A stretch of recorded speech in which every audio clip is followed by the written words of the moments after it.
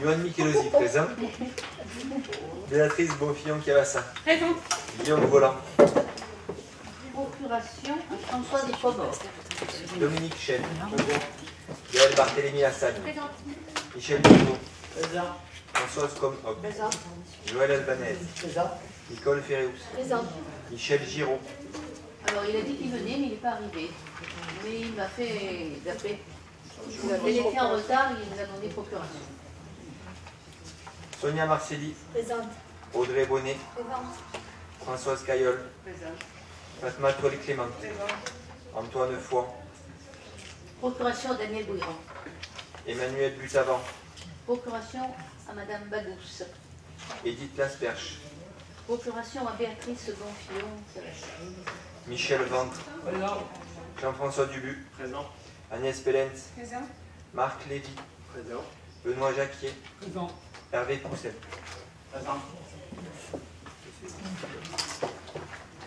Merci beaucoup. Bien, alors, à votre lecture, le compte rendu du conseil municipal précédent que nous devons adopter.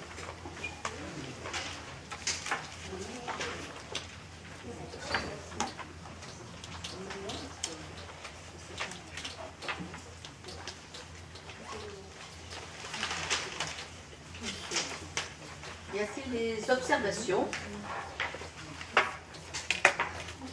Pas d'observation, donc qu'est-ce qui t'arrive, Hervé? Effectivement, il était dans la poste que je n'ai pas eu le compte rendu du conseil municipal. Alors, du coup, Oui. non mais en papier, voilà, c'est ça. Tu l'as eu en papier? Ah, mais tu l'as eu, pardon. Oui, en informatique, effectivement, du coup, je ne l'ai pas regardé, donc je m'abstiens.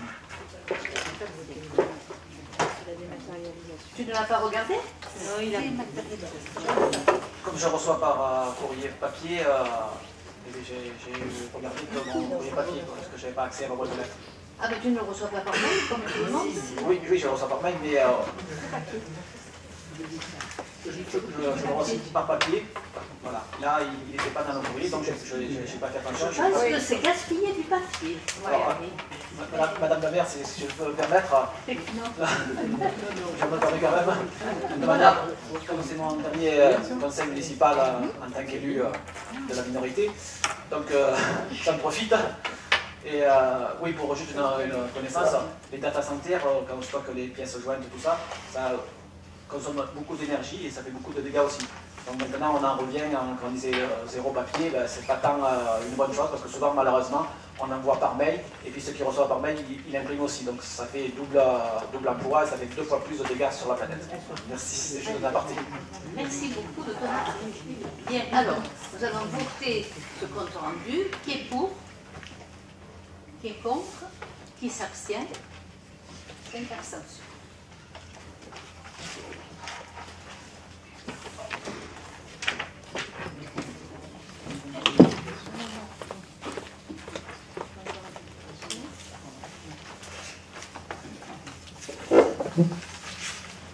Alors, compte rendu des décisions, oui, avant de commencer, c'est notre dernier conseil municipal de la mandature. À la fin du conseil, on pourra peut-être boire un petit coup ensemble. C'est pas du champagne millésimé, hein, mais je pense que Joël et Michel nous ont sorti quelque chose pour fêter la fin de la mandature. Voilà. Donc, conformément aux dispositions du Code des collectivités territoriales, j'ai l'honneur de vous rendre compte des décisions prises par délégation du conseil municipal. Alors, la numéro 129, il s'agit des activités périscolaires. Vous savez qu'on a un tas d'activités périscolaires. Et là, c'est pour le club sportif Nature et Forme. Pour les maternelles et élémentaires Louvière, la Barque et la Roquemarque. Tout est indiqué. La numéro 130, désignation du bureau d'études Tiercelin pour l'étude d'exécution de béton armé concernant la réhabilitation du clocher de l'église Saint-Michel pour un montant de 2500 €. La numéro 131, signature de l'avenant numéro 2 au marché public adapté avec le groupement de sociétés GTI et Atréal afin de prendre en compte des plus-values, clôture et portail pour réfectoire, réaménagement de l'élémentaire, dans le cadre de la construction du restaurant scolaire, terrassement, roseur, maçonnerie, charpente, etc. Cet avenant est conclu pour un montant de 11 844,08 € hors taxe. 132. Signature d'une convention avec les sapeurs-pompiers de Fuveau pour la mise à disposition d'espaces et d'équipements communaux, le stade Paul Frayeur, le gymnase et le complexe Saint-François, du 2 septembre 2019 au 31 juillet 2020. Numéro 133. Versement de la somme de 3 000 € représentant le montant des frais et honoraires à Maître Burtès, désigné pour défendre la commune dans l'affaire référencée commune de Fuveau contre Madame Fossecat. 134. Versement de la somme de 2040 € représentant le montant des frais et honoraires dus à Maître Burtès pour défendre la commune dans l'affaire référencée commune de Fuveau contre Monsieur et Madame Fils. 135. Versement de la somme de 245 € à Monsieur Morias Francis, représentant le montant des frais occasionnés suite à la dégradation de sa remorque le 17 mai 2019, dû à une nue de poule sur le chemin Saint-François. Numéro 136. Encaissement des sommes énumérées ci-après, versées par les associations fuvelaines et le CIVOP concernant des badges d'accès aux bâtiments communaux. Donc, normalement, ils ont un badge gratuit, mais quand ils en demandent plusieurs ou qu'ils le perdent, ils payent. Donc, vous avez un badge supplémentaire pour le Kempo, 36 €, 2 badges supplémentaires pour Fit Training, 72 €, un badge en remplacement du badge permis, 36 € pour le CIVOP. Numéro 137. Renouvellement de la convention avec la commune de Châteauneuf-le-Rouge pour la mise à disposition de personnel et de matériel pour des opérations ponctuelles d'installation, enlèvement d'illumination pour la période du 1er juin 2019 au 31 mai 2020. C'est lorsqu'ils ont besoin d'une nacelle, c'est la commune de Fuveau prête la nacelle et le fonctionnaire habilité pour ça. La commune de Fuveau de Châteauneuf-le-Rouge, prendra en charge le montant des salaires au prorata du temps d'intervention, le montant des frais afférents au déplacement et aux véhicules, donc nacelle en particulier, et le montant des frais relatifs aux fournitures nécessaires aux prestations. Numéro 138. Remboursement de la somme de 2 000 € versée par la SMAL au titre de frais et honoraires d'avocat concernant l'affaire commune de Fuveau contre monsieur et madame Fils. 139. Signature d'un contrat avec la société Coné pour l'entretien et la maintenance des portes métalliques, portails et rideaux des bâtiments communaux pour un montant annuel de 2 822,36 €. Il y a 19 équipements qui sont soumis à cet entretien et à la maintenance. Numéro 140. Remboursement de la somme de 180 € versée par l'assurance SHAM au titre d'indemnisation suite à la dégradation par un véhicule de mobilier urbain. C'était au chemin de Rousset le 18 septembre. 141. Signature d'une convention de mise à disposition d'équipements communaux à titre gratuit avec l'association Tennis Club, utilisatrice de Halo Sport et du cours de paddle, des terrains de tennis quartier Saint-Michel et du Club House à compter du 1er septembre 2019 jusqu'au 31 août 2020. Renouvelable 2 fois. Numéro 142.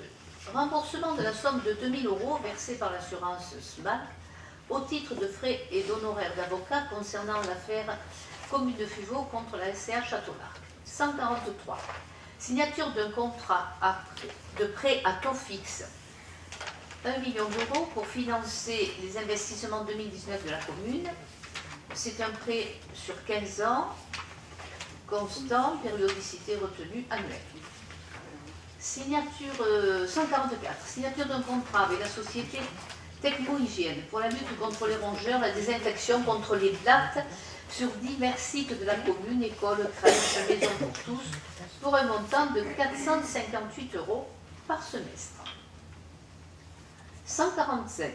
Versement du forfait de rémunération définitive d'un montant de 10 503,87 € correspondant au taux de rémunération retenu sur le coût des travaux définitifs au bureau d'études Artelia Ville et Transport dans le cadre du marché de maîtrise d'œuvre pour la création de cheminements piétons, trottoirs et bandes cyclables et cheminements piétons entre la galerie et la rue Cave.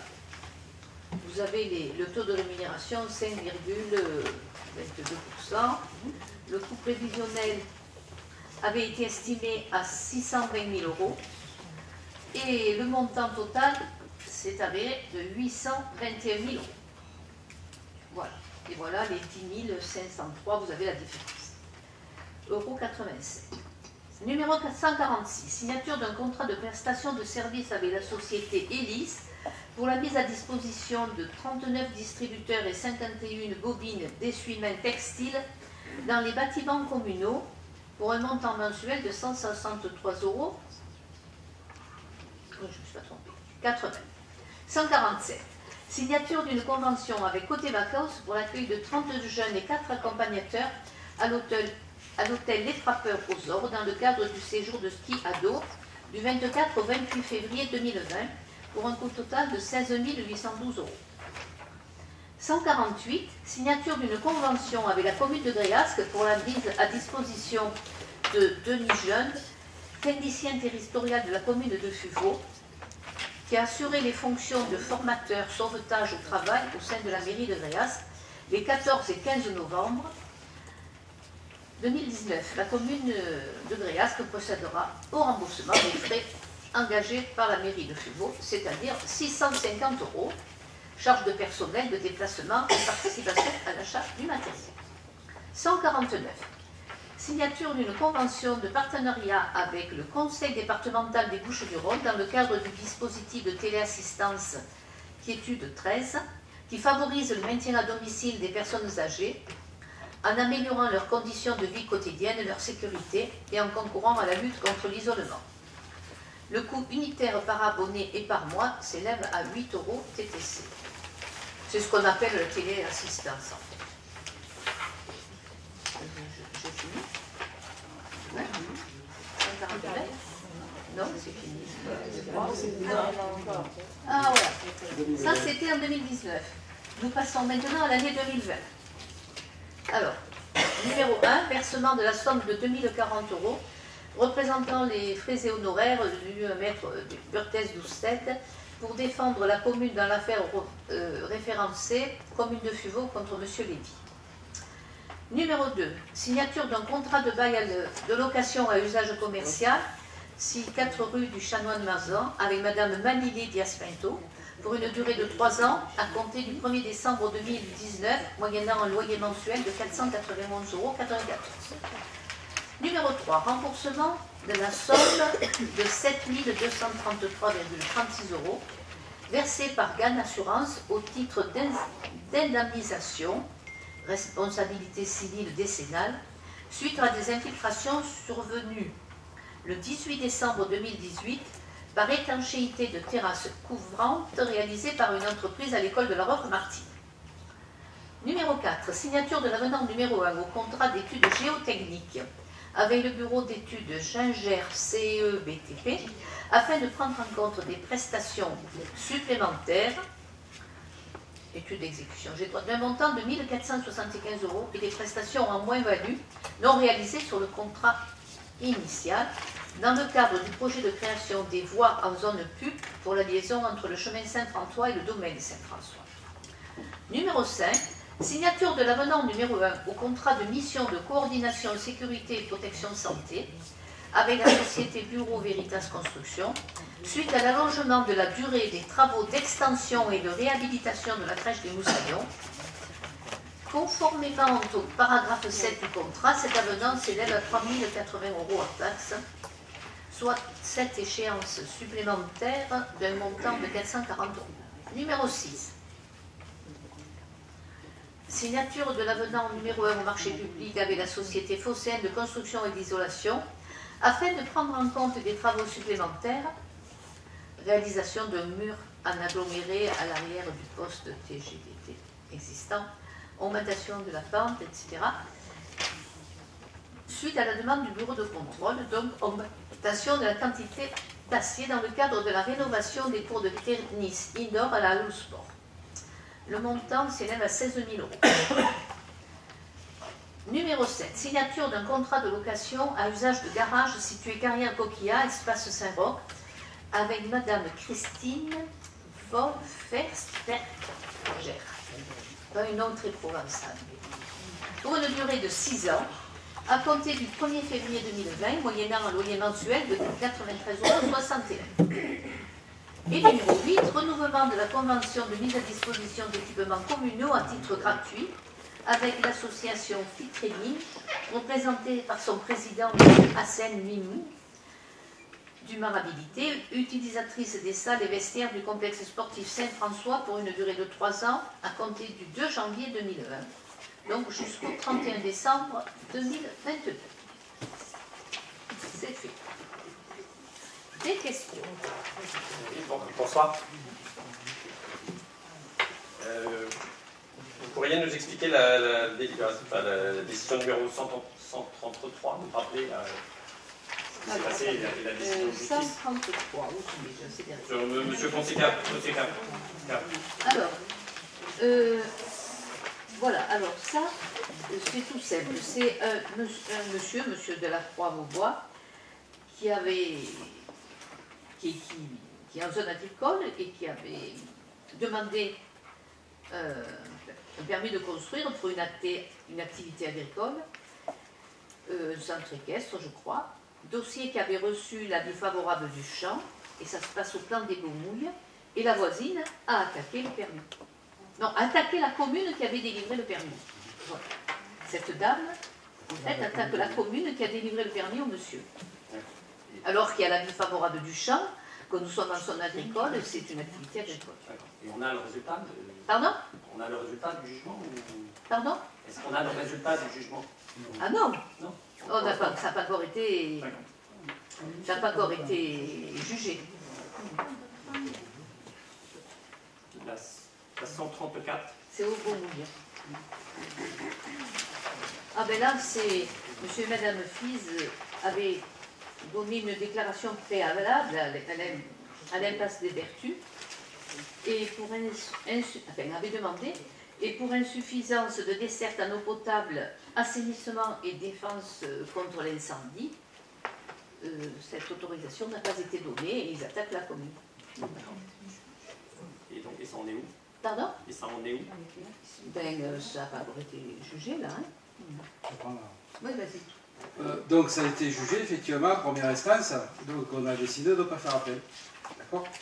Donc en fait, le contentieux vient de la zone UH1A, qui prévoit que toute nouvelle construction doit être reliée à un réseau public, hors d'assainissement, d'eau potable et de défense incendie et d'eau pluviale. Or, le projet faisait état de servitude, c'est-à-dire de constitution d'un réseau privé avant d'aller se rejeter dans un réseau public. Voilà. C'est pour ça que la commune avait refusé le permis. Donc il y a eu un référé dans un premier temps, mais je crois que ce sont des gens qui habitent en Ardèche, qui ne sont plus sur la commune. Et donc il y a eu un référé dans un premier temps, puis le référé n'a pas donné raison, donc ils ont attaqué au TA. Et donc c'est pour cette raison qu'on est allé au TA. Bon, en première instance on a perdu, et puis on a décidé de ne pas faire appel. Voilà. La 135 là, monsieur Morillas, c'est quoi ça? Alors, laquelle, pardon? 135. Ah oui, ça c'était un monsieur qui avait abîmé un pneu dans un nid de poule et il nous a demandé qu'on lui rembourse son pneu. Sur un chemin communal, c'est ça? Oui. Mais c'est pas indiqué, oui, c'est indiqué. Oui, mais je vais Saint-François. La question elle est plus globale, c'est comment le lien avec ce nid de poule, et ça sous-tend le fait qu'on peut attaquer la commune à chaque fois qu'il y a un nid de poule pour Et oui, c'est ça la question, c'est... C'est la loi. Oui, oui, mais... Ça dépend de... Oui, on peut. Enfin, j'ai vu des gens crever leurs pneus là, en se garant à Fuveau. Je suis pas sûr qu'ils vous aient tous attaqué. Voilà. Donc la question c'est... Ils peuvent le faire. Mais ils peuvent le faire. D'accord. S'ils sont capables de faire le lien entre l'événement et l'état de la chaussée, etc. Si l'expert décide qu'il y a une relation de cause à effet, tout à fait. Sur l'espace public, c'est la maire qui est responsable du bon état de la voirie et des cheminements. C'est le lien entre l'événement et l'état. Après, c'est l'assurance, donc c'est l'expertise. Après, tu peux pas... Laurence m'arrêtera, mais je sais que nous avons fait un petit appel d'offres pour justement une campagne de nid de poule. Voilà. Et donc ça va être fait. Nous n'oublierons pas le chemin Saint-François. La 142, vous pouvez nous faire un point à date sur l'affaire Châteaulard? Oula, ce sont toujours les mêmes procédures en cours, hein. Et la dernière est en Conseil d'État d'ailleurs. On est toujours dans les mêmes procédures. Voilà. Et la dernière est en Conseil d'État. Voilà. Par contre, il y a peut-être une nouveauté, tu veux en parler, Béatrice? Oh bah vas-y, je te laisse annoncer la bonne nouvelle. Oui, bon. Après, depuis 2012, où la société Château-Larc, la SCA, avait été condamnée enfin, la commune avait pu retirer les permis. On avait gagné ça en cassation, là-haut. Et donc, on avait mis un titre de recette pour rembourser les 2 millions d'euros, plus les intérêts que la commune s'était pliée à donner à cette société-là. Donc, aujourd'hui, on peut affirmer que, enfin, après moult et moult rebondissements et plusieurs attaques, toujours, mais là, ils ont attaqué directement le trésor public. Ils ont attaqué le titre de recette, enfin, ils ont attaqué tout ce qu'ils sont allés épuiser, tous les recours qu'ils avaient. Aujourd'hui, on peut dire, depuis la fin janvier, les 2 millions sont sur le compte de la commune. On n'a pas encore récupéré les intérêts. Donc il nous reste encore un petit quelque chose. C'est une bonne nouvelle pour Fugo, mais c'était les 2 millions qu'on avait payés et qui remboursent. C'est ça l'histoire. Oui, et qui était aussi dans le budget, parce qu'ils nous les devaient, c'était quelque chose qui devait rentrer. J'aime bien le mais que vous dites. Effectivement, quand on a un trop perçu ou un défaut de paiement, en général, dans l'année, on régularise ou l'année suivante. Bon, là, ça dure depuis 2012 quand même. Hein. Oui.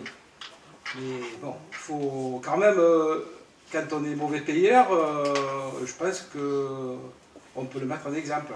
C'est-à-dire que vous nous avez suffisamment reproché de ne pas faire de suite, etc., pour avoir récupéré ces 2 millions. Vous nous avez suffisamment reproché qu'on nous attaque. Il n'y a jamais de reproche là-dessus. Si. Les reproches, c'est l'acharnement sur les dossiers en cours, parce que vous n'arrivez pas à négocier avec ces gens-là. Mais c'est ça les reproches. Ça n'a jamais été sur les 2 millions. Nous avons essayé de négocier, mais quand la barre est trop haute, voilà. Aujourd'hui, il y a un risque de 7 millions sur la table, et ça, c'est un risque réel. Voilà. Oui, alors le risque de 246 millions, il y était il y a 10 ans aussi. D'accord? Donc, on en parle, on n'en parle pas? 263 millions, on pouvait les passer à 240. Mais parlons-en, mais parce que à un moment donné, tu parles de choses que tu ne connais pas. Et donc, tu attaques les gens et à un moment donné, tu ne peux pas dire vous n'avez pas fait ça, vous n'avez pas fait ça, alors que tu ne sais pas. Si je ne sais pas, c'est peut-être que l'information qui a été donnée à ce conseil municipal depuis 6 ans, elle n'a pas été suffisante. Je tiens juste à rappeler qu'au conseil du mois de novembre, on a parlé de ces 16 millions dans lesquels je vous ai demandé que vous nous fassiez passer la lettre ou ce qui a été demandé par Château-Larc à la commune au mois d'août. Il me semble que vous m'avez dit ça. On attend encore, j'ai fait une demande écrite, on attend encore que vous nous fassiez passer ce document. Donc quand vous dites qu'on n'a pas l'information, peut-être qu'on n'a pas l'information, mais c'est de votre ressort de nous la faire passer. Voilà. Non, mais même l'avocat, il était venu, attends, Je te rappelle quand même que à notre demande, et pour que justement vous ayez l'ensemble des informations et que tout le monde ait la même information, Maître Burthez Doucet était venu ici même avec l'ensemble du conseil municipal. Tu étais présent et tu avais pu poser l'ensemble des questions que tu pouvais. Donc, alors par contre, tu me coupes pas la parole, merci beaucoup. Et donc, excuse-moi, mais tu ne peux pas dire que nous ne sommes pas transparents sur le sujet. C'est même l'avocat. Oui, il s'est passé quelques années, il s'est passé 2 ans, effectivement. Mais il y a eu une évolution depuis. Il y a eu une évolution, mais enfin bon, on ne va pas faire venir l'avocat tous les 4 matins. Mais par contre, Ça t'empêche pas de donner les informations. mais on donne les informations à partir du moment quand on les a. Vous recevez un courrier au mois d'août, il faut que je vous le réclame fin novembre pour avoir un courrier que j'ai toujours pas. C'est ça que tu appelles l'information, alors qu'on a fait un conseil municipal fin septembre et que j'ai posé la question à Madame le maire. On en est où de l'affaire Châteaulard? De ce courrier-là, vous n'en avez pas parlé. Donc, en termes de transparence, je pense qu'il n'y a pas d'état d'âme à avoir sur ce que vous avez fait là-dessus. Ah, mais moi je suis tout à fait à l'aise. Ah, mais alors si, totalement. Ah, mais si, totalement. Alors moi, j'ai aucun problème là-dessus. Et arrête de me couper la parole, s'il te plaît, merci beaucoup. Tu peux me laisser parler et après, on se laisse parler, on s'entend. C'est pas la peine de t'énerver. Vas-y, vas-y. Voilà. Donc, les courriers qui sont communicables, on peut les communiquer. Après, c'est des affaires de justice. On ne peut pas tout communiquer au public. C'est pas possible. Donc, à partir du moment où la procédure est en cours, toutes les procédures pour lesquelles tu as posé la question, tu as eu tout à fait les réponses et on a été totalement transparent. Arrête de vouloir faire penser à qui veut bien entendre que nous ne le sommes pas. C'est faux. Alors, moi, j'ajoute un point sur la négociation, puisque tu viens chaque fois sur ce point-là. Négociation, il y a eu par le passé. Négociation a été impossible, non pas du fait de la commune, mais du fait de la SCA Châteaulard. D'accord? Il y a une négociation quand il y avait encore M. Jean Bonfillon à l'époque, hein, où on avait proposé un certain nombre de mètres carrés de chaume. Donc ça a été refusé catégoriquement. D'accord? On avait proposé la moitié de chaume. Il y avait Maître Burthez, il y avait des adjoints, il y avait plein de monde autour de la table, d'accord, à l'époque.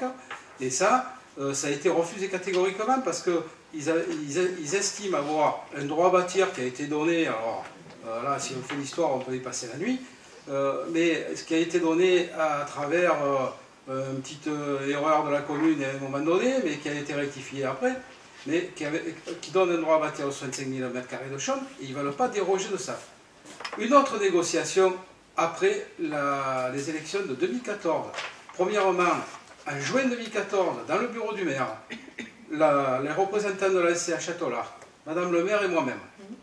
Après, vous pouvez mettre en cause ce que je dis, hein, mais on a discuté de la même chose. On a dit, écoutez, si vous descendez le nombre de mètres carrés de chambre, on est d'accord pour discuter. D'accord? On refait une réunion en octobre ou novembre de la même année. Là, ce n'est plus la SCA Châteaulard qu'on a en face, mais ce sont leurs avocats. Et la réunion, et nos avocats étaient là aussi, et la réunion, on commence en disant, on a un droit à bâtir, on ne dérogera pas de ça. Qui négocie quand c'est comme ça?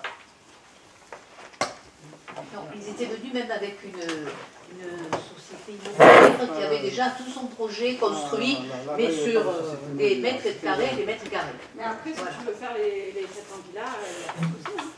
On peut négocier. Pour l'instant, je rappelle que le permis qui a été délivré, c'est un permis un certain nombre de lots, et c'était autour de 132 villas de mémoire. Voilà. Et je rappelle aussi que quand Maître Burthez Doucet est bien venu, je crois que c'était en 2015 ou 2016, pour nous faire un point sur le dossier, et les gens qui étaient autour de la table s'en rappelleront, il nous a bien rappelé de dire, ça y est, les procédures se terminent, et finalement la commune, elle va gagner, on ne délivrera jamais ce permis, c'est ce qu'a dit M. Burthez Doucet, et donc il reste encore 2-3 procédures en cours, mais le plus dur est fait, et on ne délivrera jamais ce permis. Et ce permis a été délivré aujourd'hui, et ce projet va se faire, après 17 ans de procédure. Voilà. C'est pas du tout le même, arrête de dire n'importe quoi. Une partie, un PA sur les deux. M. Burthez, il n'a jamais dit... Dis la totalité de la phrase, enfin. M. Burthez n'a jamais dit que ce permis-là serait délivré. On ne va pas passer la soirée sur Châteaulard. Non, mais après, faut pas dire de bêtises non plus. On aurait raison à la fin. Enfin, bref. On a récupéré les 2 millions, je pense qu'on peut s'en réjouir. Et c'est vraiment une bonne nouvelle pour la commune. Et je pense qu'on peut même applaudir comme on avait applaudi la décision en 2014. Et on a demandé les intérêts. C'est juste la première chose que j'ai dit. Non, pas du tout. D'autres questions? C'est énorme. Oui, vous savez bien que je réagis toujours au même mot. Oui, Alors, on parle de la 131. La 131, vous faites 2 avenants. Vous faites 2 avenants, mais je ne peux rien vous dire là-dessus, parce que le montant de l'avenant, c'est 4%. Donc 4%, disons que c'est en gros acceptable. C'est-à-dire que ce que je regrette, c'est que peut-être on aurait pu en faire qu'un et s'apercevoir tout de suite qu'il manquait certaines choses. Mais à la limite, ça, c'est pas très très grave. Ce qui m'embête, en c'est fait, le 145. là, 2 minutes, ce sont des demandes supplémentaires qui sont arrivées en cours de marché. Et qu'on a jugé recevables. Voilà. Attendez, quand il y a des demandes supplémentaires, vous le savez, je vous l'ai dit, chaque fois, ça veut dire que le dossier n'a pas été assez étudié. Et d'ailleurs, quand on voit la numéro 145, vous vous rappelez ce que je vous avais dit à la commission des marchés, et maintenant je vous le dis, parce que ça c'est absolument inacceptable. Lorsque vous faites un montant de travaux de 620 000 € et qu'on attribue le marché à 821 000 €, c'est-à-dire une augmentation de 33%, à mon avis c'est beaucoup. Ça veut dire qu'il y a une mauvaise étude qui a été faite. Donc s'il y a une mauvaise étude qui a été faite, la loi MOP est bien précise là-dessus, elle prévoit ce qu'on appelle un coût d'objectif, et quand le coût d'objectif n'est pas atteint, on donne au maître d'œuvre des pénalités. Et au lieu de donner des pénalités, vous lui accordez un taux de rémunération définitive qui est calculé non pas sur la qualité de son travail, mais sur le même pourcentage par rapport au premier devis, si je puis dire. Ensuite, le second devis, qui est de 5,225,806. Pourquoi 5,25,806 ben, tout simplement parce que 32 400 divisé par le... Enfin, c'est exactement 5, etc. Vous avez arrondi. Mais normalement, quand on applique la loi MOP, à moins que je me trompe et je dois enseigner à mes élèves probablement quelque chose de faux, on fait un taux de rémunération provisoire et le maître d'œuvre est tenu de respecter avec un taux de tolérance ce coût d'objectif. Et lorsque vous arrivez à la phase de la loi MOP qui s'appelle l'avant-projet détaillé, vous avez un taux de rémunération définitive. Donc le taux de rémunération définitive ne se fait pas au moment de l'attribution des travaux, mais il se fait au moment des études, quand on a fini la phase d'avant-projet détaillé. Donc je crois que vous faites un petit mélange un peu de tout, et en fait, cet avenant est complètement contraire à la loi MOP. Vous avez simplement fait la même multiplication, à moins que Laurence que je me trompe. Et à ce moment-là, je vais arrêter de donner des cours. Alors, est-ce que j'ai été clair dans mon... Chaque fois, on répond la même chose. Alors, je reprends. Premièrement, ce n'est pas un avenant. Non, vous avez rectifié le taux, comme le prévoit la loi MOP, le taux de rémunération provisoire qui se fait au moment de l'attribution du marché de maîtrise d'œuvre, et le taux de rémunération définitive qui se fait au beau milieu des études quand la phase APD a été validée. Alors, je reprends, monsieur Lévy, s'il vous plaît. Donc, premièrement, ce n'est pas un avenant, c'est un montant de rémunération définitive. Un taux. Deuxièmement, le taux est le même que celui qui a été conclu au moment du marché initial. Le taux de rémunération du maître d'œuvre n'a pas bougé entre le jour où on a conclu le marché et cette rectification-là. Ce qui a bougé, c'est le montant des travaux. C'est-à-dire que lorsque, et ça vous-même vous nous l'avez expliqué à plusieurs reprises en conseil municipal, et je vous en remercie, au départ, le montant des travaux envisagés était, c'est noté, de 620 000 €. Il avait été défini par nos services techniques et porté au budget. Ensuite, l'ensemble de la consultation des maîtres d'œuvre qui ont répondu s'est fait sur ce montant-là. Le maître d'œuvre, en l'occurrence la Artelia, a répondu à un taux de 5,22 et quelques. Ok. On lui a attribué le marché de maîtrise d'œuvre. Puis, M. Bouérand et les services techniques ont rencontré notamment les services du conseil départemental qui, par rapport à la RD 46 et la voie douce en allant vers Netto, nous ont demandé des prestations supplémentaires en disant le fameux petit muret là qui a fait l'objet, j'ai vu, de pas mal de polémiques, etc., etc. Ce sont des demandes du conseil départemental puisque la route est départementale. Ce qui fait que le montant des travaux sur lequel le bureau d'études a travaillé a été porté à 821 000 euros. 620 à 821 000. C'est le montant des travaux, d'accord? Ce montant des travaux, il a été acté et validé par la maîtrise d'ouvrage.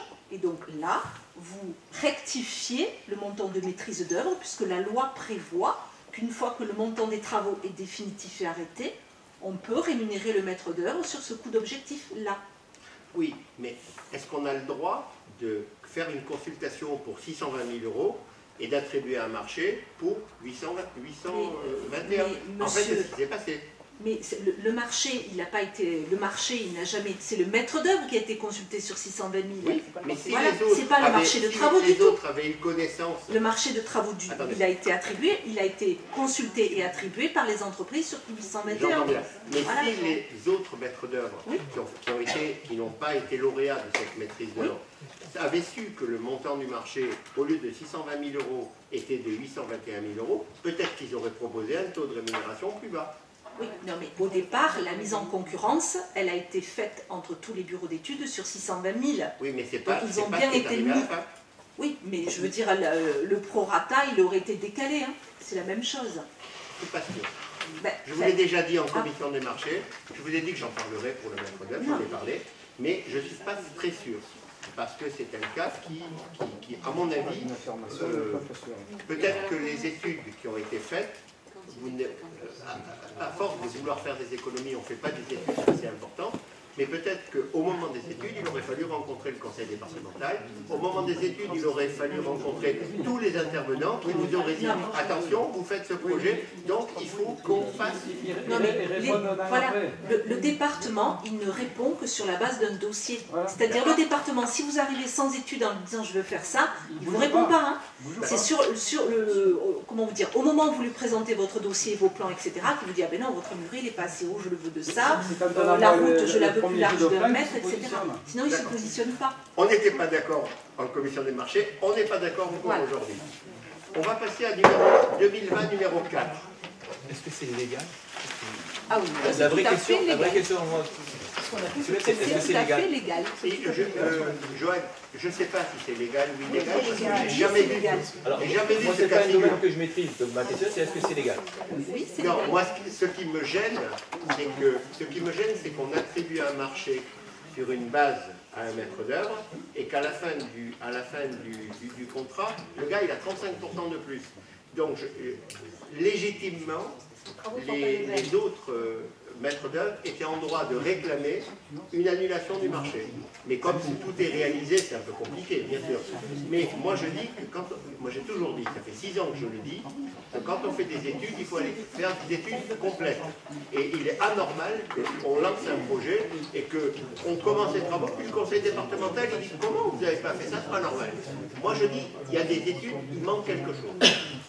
Oui, mais du coup, là, ce qui s'est soulevé comme question, ce que vous trouvez anormal, c'est une chose. La question, c'est est-ce que c'est légal ou illégal? Voilà, c'est tout. Si après, on peut avoir des avis différents sur le processus. À partir du moment où ça reste légal, c'est autre chose. Non, disons que si on avait tout de suite dit 820 000 euros, on aurait pu avoir un maître d'œuvre qui faisait un prix beaucoup moins important pour réaliser les travaux. Oui, sauf que vous À la payez limite, les études initiales avant quand même. Hein. Vous payez les études initiales plus le maître d'œuvre. Donc, je ne suis pas sûre qu'au final la commune elle s'y retrouve. Vous faites un avenant. Monsieur Lévy, juste un truc là-dessus quand même. Effectivement, on aurait eu un taux de rémunération inférieur, et la somme aurait été la même. À la fin, entre les études initiales et parce que les bureaux d'études, ils savent les heures qui passent, et vous le savez. Hein. Oui, donc mais... le résultat, on aurait quand même sorti, je ne sais plus à combien, là, au niveau de la rémunération, on serait passé à 42 000. Je vous rappelle quelque chose qui est un lieu commun. Depuis 2004, le maître mot du Code des marchés publics, c'est la transparence, la mise en concurrence et l'accessibilité à tous. Donc ça veut dire qu'il faut impérativement que tout soit clair. Tout à fait. Mais ça, disons qu'à la limite, on en a parlé, on en pourra en reparler dès lustre, on ne trouvera pas de solution. Dans la mesure où on fait des enveloppes internes, c'est clair qu'on aura toujours le souci. Il faudrait faire, bien sûr, désigner des bureaux d'études avec la feuille blanche, effectivement, et après on voit tout ça. Mais par contre, la durée du marché, enfin la durée de l'opération, elle est plus près de 3 à 4 ans que de l'année. Parce que quand on sait que le département y répond un an et demi après, que sur des plans. Hein. Alors, la demi-fin numéro 4. Pardon? Vous avez toujours un avenant. Il y en a 4 d'avenants, donc je vous poserai 4 questions. Alors, il y a pourquoi un mur qui a dû être construit entre... Pourquoi est-ce que vous êtes passé de la... La route et un bâtiment, c'est le mur en plus. Pourquoi vous êtes passé de la G3 à la G4? Puisque normalement, la G4, le seul complément, d'après ce que je peux en savoir, c'est qu'on passe des études des suivis de travaux. Est-ce qu'on n'aurait pas pu le prévoir avant? Non, l'étude complémentaire elle a été faite parce qu'il y avait des murs de soutènement réalisés. Voilà. Donc les essais, ils ont été faits à l'endroit où il y avait les murs, c'est-à-dire qu'il n'a pas mais vous passez par le G4, alors vous restez en G3. Mais c'est pas le G3 qui a. Non, vous passez en G4. Je crois que c'est le G3. Hein. Oui, étude d'exécution G3. Et au-dessus, il y a G2. Donc c'était simplement les murs de soutènement pour soutenir les terres des riverains. Vous êtes resté en G3. Voilà. D'accord. Et sur la 5, si vous voulez, la dernière fois j'avais fait une observation. Je voulais savoir si c'était sur la même opération où vous aviez pris contrôleur sécurité et protection de la santé avec le même adjudicataire, si je puis dire, que celui qui avait le contrôle technique. On est bien dans la même opération ou pas tout à fait? Il s'agit de la crèche là, non? Oui, c'est la 5. Le chantier a surtout été beaucoup plus long que prévu. Non, mais ma question portait sur... en fait, ce qui s'est passé, c'est que la dernière fois, il y avait eu une attribution d'un contrôleur sécurité et protection de la santé avec le même contrat, si je puis dire, que le contrôleur technique. Je me suis renseigné auprès de la métropole. En fait, ce que je disais est beaucoup plus vrai que ce que me disait Laurence, c'est-à-dire que lorsqu'il y a deux entités différentes, il doit y avoir deux consultations différentes. On ne peut pas faire un contrat, même s'il est tout petit, puisque le contrat du contrôleur sécurité et protection de la santé est infime dans le chantier, mais on ne peut pas le faire sur le même contrat que le contrôleur technique. Est-ce que je suis clair, Laurence? On ne peut pas prendre le même prestataire, c'est ça que vous dites? Normalement, on ne peut pas. Il y a deux attributaires différents. Deux choses différentes, donc c'est deux contrats différents. Deux missions différentes, donc c'est deux contrats différents. Est-ce que c'est la même opération? Je ne sais pas, mais je vais le vérifier. Voilà. Bien. Bon, ensuite, d'autres questions? Non. Allez, démarrons le conseil. Donc, la première délibération, c'est l'adjointe aux finances, Marie-Dominique Bagous, qui s'y colle. C'est la décision modificative numéro 1 du budget général de la commune. Alors, afin de régulariser certaines écritures comptables et d'ajuster les prévisions, il convient de modifier les prévisions de crédit du budget principal de la commune tout en respectant l'équilibre de celui-ci. Bon, il s'agit principalement d'écritures demandées par M. Portal, le trésorier payeur. Hein. Donc, la première, le total de la première... Caissier, pardon.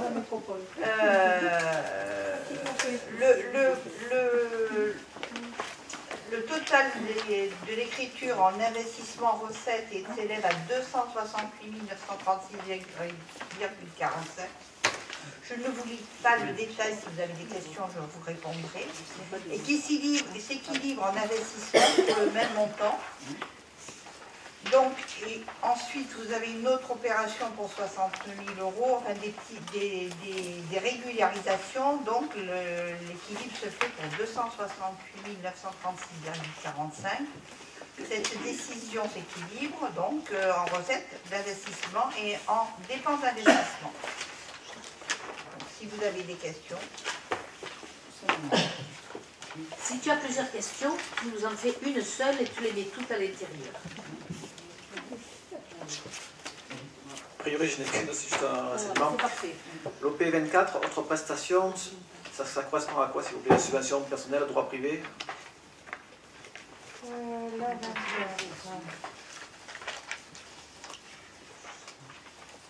C'est une régularisation d'écriture de 60 000 €. Vous l'avez en plus en opération bâtiment installation et en moins en voirie communale.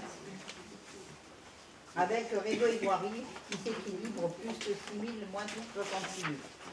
Oui, ça j'ai compris, c'est une régulation, mais... Mais c'est des régularisations, on ne peut pas rentrer dans le détail, on ne peut pas vous expliquer. C'est des opérations comme ça, des subventions chemin privé. Voilà, donc ce sont des subventions, c'est écrit, hein, droit privé, c'est les façades. Façades et chemin privé. D'accord, c'est quand on subventionne des particuliers qui veulent faire... Et à la fin, il y a des opérations qui doivent, enfin le percepteur demande à ce qu'on les étudie. Ah mais ça, je n'ai pas de souci là-dessus, c'était pour savoir la nature de l'intervention. Merci. C'est écrit. C'est écrit, subvention personnelle, droit privé, bâtiment et installation. Si vous n'êtes pas spécialiste, c'est un peu difficile à trouver tout ça. J'ai quand même fait des recherches, mais je ne suis pas arrivé. Donc c'est pour ça que j'ai posé la question. Merci.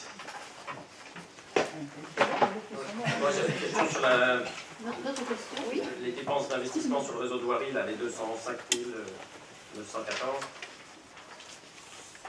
Alors, vous avez vu, c'est une écriture qui était passée en investissement et qui était non amortissable. C'est pour ça que ça revient, d'accord? On recrée l'écriture, c'est ça, Laurent, hein? Oui, oui. Voilà. Donc... Mais pourquoi ce montant-là précis? Ce que je ne comprends pas, c'est que quand il s'agit de prévision, enfin, c'est un paquet de prévisions dans lequel on l'aurait écrit comme vous l'avez expliqué, et c'est 205 914 30,37. Oui. Voilà, ça correspond à des avances que l'on fait aux entreprises. Avances qui sont prévues, ils s'appellent avances forfaitaires d'ailleurs dans les marchés publics. Et c'est des pourcentages du montant du marché. Donc c'est vraiment 30 ou 50% de tête du montant de la compte. Voilà. Et à la fin, elles sont régularisées, elles repassent dans le compte commun, si vous voulez. Quand vous donnez l'avance à l'entreprise, elle est sur un compte bien particulier, et en fin d'opération, elle revient dans le compte adéquat. D'accord. Voilà. Et là, il s'agit de quoi précisément du coup? Alors sincèrement, c'est la somme de plusieurs opérations de voirie, de plusieurs avances de voirie. Et qu'on remet sur... parce que c'est pas amortissable, oui. On change de compte parce que c'est pas amortissable, oui, tout simplement. Tout à fait. C'est des avances qu'on a déjà faites. Voilà, sur des opérations de voirie. C'est du 2018, hein. C'est une régularisation de 2018, d'accord? Donc, oui, mais c'est comme ça, hein. Les écritures comptables, les perceptions demandent comme ça. Mais parce qu'on est sur du budget 2020. En 19, pour les régularisations, c'est du 2019. Non, c'est du 2020, numéro 1 2020. D'accord, mais on travaille encore sur le solde de 2019. C'est pour ça qu'on a fait ça. On n'a pas voté encore, d'accord? Oui, on a fait le budget, mais on n'a pas voté le compte administratif, donc ça sera sur 2019, ça. Oui. On est sur le 13e ou 14e au moins. Y a-t-il d'autres questions? Ludo, tu fais voter? C'est tout. Allez, bon, s'il n'y a pas d'autres questions, qui est pour? Qui est contre? Qui s'abstient? Merci beaucoup. Alors, encore Ludo, c'est toujours des finances. Reversement à la métropole Aix-Marseille-Provence d'une partie des excédents des budgets eau et assainissement. En fait, quand nous les avons clôturés, nous avions des excédents et ils nous demandent de les verser à la métropole. Alors, il est rappelé à l'Assemblée délibérante que depuis le 1er janvier 2018, les compétences eau potable, collective, assainissement collectif ont été transférées à la métropole Aix-Marseille-Provence. La commune de Fulvaux ayant confié la gestion de ses compétences par la voie de plusieurs délégations de services publics en vertu du principe de continuité des contrats en cours, fixé aux articles L, je vous passe le détail, La métropole s'est substituée au 1er janvier 2008 à la commune de Fuveau comme co-contractant, et cela jusqu'au terme des contrats. Dans la mesure où ces compétences relèvent d'un service public industriel et commercial, elles faisaient l'objet de deux budgets annexes. Ces budgets annexes ont été clôturés avec l'intégration des résultats de l'exercice 2017 dans le budget principal de la commune par délibération lors des conseils municipaux du 25 juin 2018 et du 11 juillet 2018. Or, s'agissant d'un SPIC et à la demande de la métropole Aix-Marseille-Provence, il est possible de transférer tout ou partie des résultats budgétaires des budgets annexes après accord et délibération concordante de la commune de Fuveau et de la métropole Aix-Marseille-Provence. Au vu des opérations d'investissement nécessaires et prévues sur le territoire de Fuveau, dans le cadre de deux compétences, il est proposé de transférer une partie des excédents pour un montant de 920 863,31 €, répartis de la manière suivante: budget annexe eau potable collective 227 709,78 €, section d'investissement, budget annexe assainissement collectif 693 153,53 €, section d'investissement. Aussi, il est proposé à l'Assemblée délibérante d'approuver le transfert de la métropole Aix-Marseille-Provence d'une partie des excédents pour un montant de 920 863,31 €, répartis de la manière suivante: budget annexe eau potable 227 709,78 €, section investissement, budget annexe assainissement collectif 693 153,53 €, section investissement, d'autoriser Madame le maire ou son représentant à signer tout document afférent. C'est quand même la commune de Fuveau qui va en profiter de cet argent. Ben oui. Pas gagné du tout, hein, parce que ça rentre dans le pot commun. Voilà. Ma question c'était, la dernière fois on avait dit justement il y avait des excédents liés à ces deux budgets qu'on clôturait. Là on passe une partie à la métropole pour payer des travaux qui... C'est marqué nécessaire et prévu sur le territoire de Fuveau. On a le sentiment que ça a été budgété en fonction des réels besoins, tel qu'on le lit là. Quand vous dites, au vu des opérations d'investissement nécessaires et prévues sur le territoire de Fuveau dans le cadre des deux compétences, avec un montant de cette sorte-là, comment ce montant-là a été fixé? Il correspond bien à des prévisions de travaux pour Fuveau? Non, alors... on comprend comme ça. Voilà. Si je résume, au 31 décembre 2017, la commune elle avait 4 budgets annexes. L'eau, l'assainissement, la ZAC Labarque et la ZAC Saint-Charles. Donc, normalement, la métropole devait reprendre l'intégralité de ces budgets, avec excédent quand il y avait excédent, avec déficit quand il y avait déficit. Ils sont venus nous voir, ils nous ont dit on ne reprend pas les déficits. Donc on leur a dit, ben, vous ne reprenez pas les excédents. Voilà. Alors ils ont pleuré, je vous le fais simple, hein, voilà, en disant on n'a pas trop de sous, on n'arrivera pas à tout financer, etc. Et la loi prévoit que vous puissiez nous reverser une partie des excédents. Ça c'est vrai, c'est-à-dire la loi dit on peut reverser tout ou partie. Donc ce qui a été décidé par les élus de la commune, c'est de reverser une partie des excédents, et la partie en question, c'était les travaux qui avaient été décidés par la commune et qui étaient en cours de réalisation au 31 décembre 2017. Donc cela, étant donné que c'est le conseil municipal qui les avait actés, qui les avait décidés, qui avait décidé de les faire, on a dit c'est Fuveau qui se les paye jusqu'au bout. Voilà. Donc on leur a transféré l'autofinancement qui correspondait à ces travaux-là, ce qui nous paraissait tout à fait logique. Je ne vous cache pas qu'ils en souhaitaient plus. Voilà. En fait, on aurait payé 2 fois, quoi. Les travaux qui n'étaient pas finis, et puis en plus le boni qui restait. Mais en face, ils n'ont aucune obligation de faire les travaux exploitants. Non. Ah oui, quand même, oui, ceux-là, oui, puisque ces travaux ont été demandés à faire.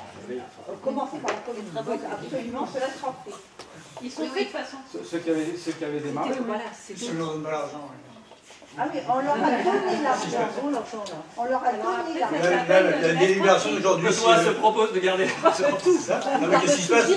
Après, c'est délicat de nous. le problème, Le problème, si on garde l'argent, ben après ils investiront plus sur la commune, non plus pendant une partie. Et nous, on n'a pas le droit de lancer le marché ni d'eau potable ni d'assainissement, puisqu'on n'est plus compétent pour le faire. C'est la compétence de la métropole maintenant. Quand nous avions, d'ailleurs on a eu un souci, parce que nous avions commencé les travaux quand ça a été transféré. Et quand on l'a présenté à la perception pour le paiement, il nous a répondu, mais c'est une compétence métropolitaine. Maintenant, c'est la métropole qui va payer. Il fallait bien qu'on leur ait donné 4 sous. Ouais, vas-y. C'est quoi ces travaux qu'on a effectués? Il y a les travaux sur la Grande Bastide, il y avait les travaux, le chalet suisse aussi, pour en monter l'eau et l'assainissement au comité feu de forêt. Et puis il y avait aussi une bonne partie du PUP de Louvière. Voilà. Par contre, une information quand même qui peut être intéressante pour vous, mais aussi pour les administrés, mais ils le verront. Les abonnés à l'assainissement verront sur leur facture d'avril 2020. On est rentré en régie, puisque l'assainissement en DSP, c'est-à-dire en délégation de service public, avec la Société de Zone Marseille, arrivé à terme en mars 2018. Il y a eu une prolongation qui a été faite par la métropole parce qu'ils étaient incapables de gérer directement, c'est le mot n'est pas bon. Ils n'avaient pas les ressources et les moyens humains nécessaires pour gérer ces communes qui arrivaient là, en plus de leur gestion habituelle. Et donc il y a eu une prolongation de la DSP jusqu'en novembre, 31 octobre 2019, avec la SEM au niveau de l'assainissement. Et depuis le 1er novembre 2019, donc, nous sommes à la régie des eaux du Pays d'Aix pour la partie assainissement de la ville de Fureaux. Et la bonne nouvelle quand même, c'est que nous économisons, chaque abonné à l'assainissement, je dis bien chaque abonné à l'assainissement, va voir sa facture diminuer de 120 € à l'année pour une facture habituelle de 120 m3. C'est-à-dire que chaque mètre cube va être diminué de 0,91 centimes en étant à la régie des eaux du Pays d'Aix pour la partie assainissement, agence de Gardanne, par rapport à ce qu'on payait avec la Société des eaux de Marseille. Voilà. Et on espère aussi pouvoir passer pour la production, l'eau potable à la régie des eaux du Pays d'Aix. Mais ça viendra progressivement. Qu'est-ce qui t'arrive? Donc je suis content que Daniel nous ait redit ce qu'il nous avait dit à la dernière conseil municipal, parce qu'on en avait déjà parlé de ça. On a les chiffres exacts. Tout à fait. D'ailleurs, je m'étais réjoui que ça passe à la régie, parce que si on remonte il y a une dizaine d'années, on avait eu un gros débat là-dessus sur les régies et sur la délégation sur le privé. Donc c'est vrai, avec mon groupe à l'époque, on s'était battu pour vous dire que le choix d'une régie, c'était quand même plus intéressant pour les abonnés, quoi. Il était venu un jeu. C'est pas grave. Il était venu un expert qui nous avait montré par A plus B qu'on allait faire des économies, ce qui s'est avéré faux. Donc c'est vrai que, je le redis, je suis vraiment content que, même si c'est 10 ans après notre demande, on soit arrivé à passer en régie, parce que je pense que la régie, surtout pour l'eau, c'est quelque chose qui doit être indispensable, parce que comme vous le savez, l'eau c'est un bien commun, et il n'y a aucune raison que des sociétés privées fassent de l'argent là-dessus, parce que c'est ce qui s'est passé quand on le délègue, et on en a la preuve, on ne peut pas dire le contraire, quoi. Donc je le répète, je suis très content qu'on passe en régie, et bientôt ce sera là aussi, comme l'a dit Madame le maire, et je serai encore content, et je le dirai aussi. Voilà. Alors, de toute façon, il faut attendre la fin de notre contrat avec la Seine, on ne peut pas l'arrêter avant. Ça aussi, je n'avais pas été content du tout quand j'avais vu la durée de délégation qu'on avait contractualisée à l'époque. Voilà, donc merci de me faire rebondir là-dessus aussi. Alors, le mot régie, c'est pas que la régie, c'est ce qu'il y a derrière. Hein. Donc, effectivement, aujourd'hui, on n'a jamais exclu d'être en régie, il faut bien le dire. Sauf qu'on savait par les études qui avaient été menées qu'une régie pour les 2000 abonnés de l'époque, nécessairement, ça faisait monter le prix de l'eau et de l'assainissement, parce que pour une régie, pour qu'elle tourne, ben, il faut de la facturation, il faut un chef de service, il faut des gens qui interviennent sur le terrain, et ça se paye. 4 personnes, voilà, à l'année, ben, ça a un coût qui aurait été irrémédiablement répercuté sur les 2000 abonnés de la ville de Fluot. Par contre, une régie au niveau du Pays d'Aix qui rassemble plusieurs centaines de milliers d'abonnés, c'est complètement différent. Les puissances d'intervention sont différentes. Et là, effectivement, on peut bénéficier directement et pleinement de la régie des eaux, c'est-à-dire il n'y a pas de bénéfice. Le bénéfice, s'il y en avait, il serait réparti sur les abonnés. D'accord? Et là, on est entièrement d'accord. D'ailleurs, quand la métropole nous a proposé de rentrer à la régie des eaux du Pays d'Aix pour la partie assainissement, parce que l'assainissement, le contrat arrivait à terme en 2018, celui de l'eau, c'est en fin 2023, hein, donc ça sera au cours du prochain mandat. Mais effectivement, le prix de l'eau est moins cher à la régie, mais ça a toute sa pertinence parce que cette structure, elle a les possibilités d'intervenir, elle a les possibilités de faire les facturations et tout ce qui s'ensuit. Donc, on n'a pas à créer un service nouveau, d'accord? C'est pour ça qu'on n'était pas allé à la régie sur un faible nombre d'abonnés. On aurait été 20 000 abonnés sur Fluot, on allait à la régie, la question ne se posait même pas.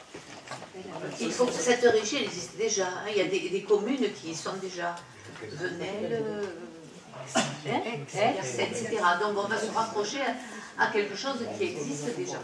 Voilà. Il y a Gardanne qui va y rentrer aussi, je crois. Hein. Voilà.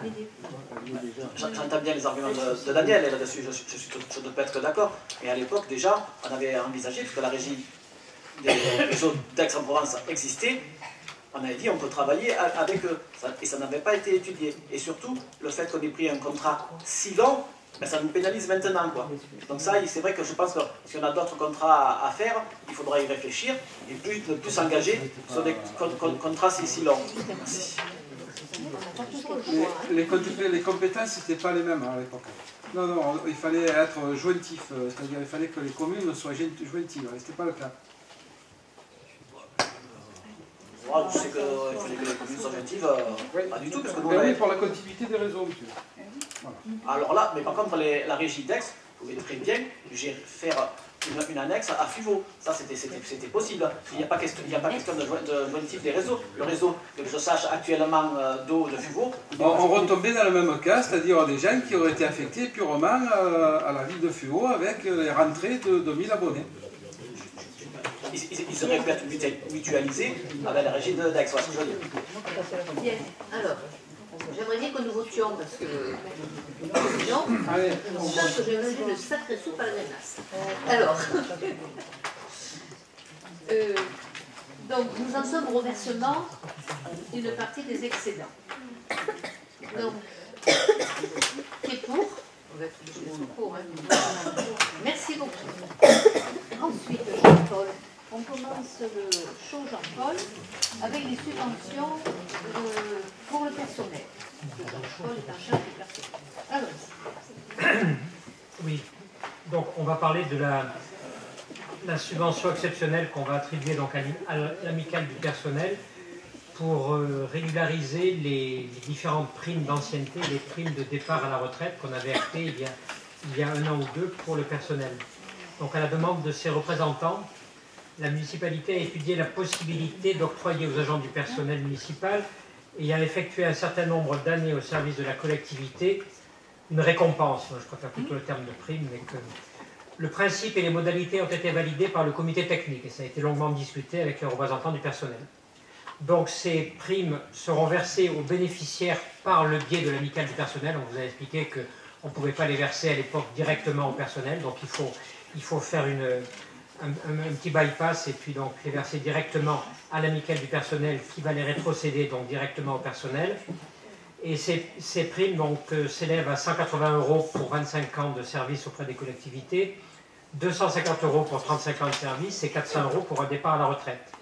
Donc cette délibération consiste essentiellement à corriger un petit peu et à actualiser donc le montant des donc le montant de ces primes par rapport aux agents bénéficiaires, sachant que pour l'exercice 2019, il y aura 3 agents bénéficiaires pour un départ en retraite, au lieu de 4 prévus, et pour 25 ans, donc pour la prime représentant les 25 années de service auprès des collectivités, 36 agents au lieu de 34. Donc, au titre de l'exercice 2020, il est proposé à l'Assemblée délibérante d'octroyer une subvention exceptionnelle de montant global donc, de 3 180 € à l'amicale du personnel de la ville de Fuot afin de récompenser 4 agents pour 25 ans de service et 2 agents pour 35 ans de service et 5 agents pour un départ en retraite. Et de dire que la dépense sera inscrite à l'article 6574 du budget de la commune de l'exercice en cours. Des questions à Jean-Paul?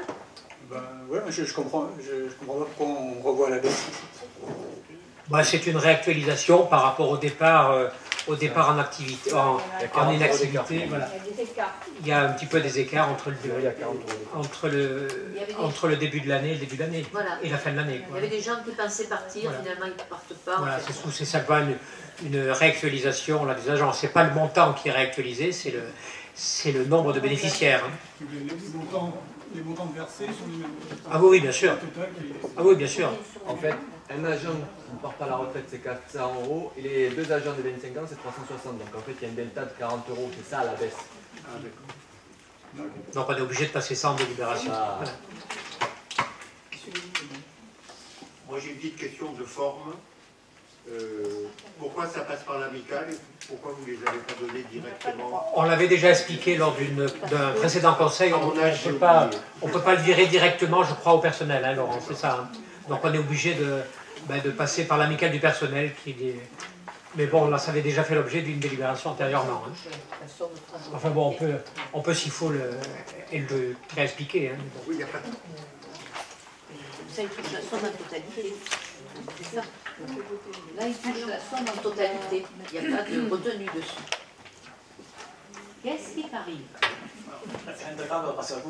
Je voulais juste savoir, depuis que ça existe, ces primes-là, est-ce que justement elles ont été revalorisées? Je ne sais pas s'il y a 10 ans que ça existe. Il n'y a pas 50 ans que ça existe. Hein. On a délibéré et travaillé en comité technique il y a 1 an, hein, c'est ça, hein, voilà. Et donc c'est des primes qui n'ont qu'une année ou une année et demie. Hein. Voilà. Donc elles n'ont pas lieu d'être valorisées aujourd'hui. Avant, la seule chose qui existait, c'était le 13e mois, qui existe encore. Mais ça existait. Hein? Enfin, moi, on appelle ça prime de Noël, enfin, vous l'appelez comme vous voulez, mais ça avait été délibéré en son temps, il y a très longtemps. C'est que depuis cette année qu'on fait ces primes-là, mais je trouve que c'est très bien, parce que je pense que les agents du conseil municipal, oui, les agents de la mairie, ont le droit, quand ils partent à la retraite, de quelque chose, et c'est quelque chose qui est normal, parce que quand on s'investit dans un service public, il faut qu'on soit aussi reconnu. Mais c'est très bien qu'on ait... Ça ne concerne pas les élus. Comme nous aussi nous travaillons, j'ai fait un lapsus. Effectivement, nous, on n'est pas payés, on n'a pas de prime. Et moi, je n'en demande pas, c'est normal. C'est quelque chose qu'on fait au service des citoyens. Mais c'est bien que pour les employés, ils aient cette prime-là. Merci. Bien, nous votons donc cette subvention exceptionnelle qui est pour. Merci, l'unanimité. Alors, encore une subvention, mais là c'est pour l'arbre de Noël. Oui, là donc c'est vraiment une subvention directe pour l'amicale du personnel, comme chaque année aussi, cette délibération est récurrente. Hein. Donc la commune participe et offre au titre de sa politique d'action sociale plusieurs prestations à ses agents municipaux. L'ensemble des prestations et manifestations est étudié en partenariat et concertation avec l'amicale du personnel municipal qui a souhaité administrer en direct le budget consacré par la commune à ces différentes actions. L'objectif étant de gérer de façon beaucoup plus souple les crédits octroyés et de bénéficier de nombreux avantages. Donc pour l'exercice 2020, il s'agit donc d'acheter des jouets de Noël pour les enfants du personnel âgés de 0 à 14 ans pour un montant total de 2 900 € et d'une participation au spectacle de fin d'année des enfants du personnel pour un montant de 1 600 €. Ainsi, il est proposé à l'Assemblée délibérante de répondre favorablement à cette demande, sous réserve toutefois de délibérer chaque année de façon spécifique sur le montant des prestations d'action sociale à verser sous forme de subvention à l'association amicale du personnel, soit au global 4 500 € pour l'exercice 2020, et de contrôler annuellement que les sommes versées ont bien été utilisés aux fins initialement prévues.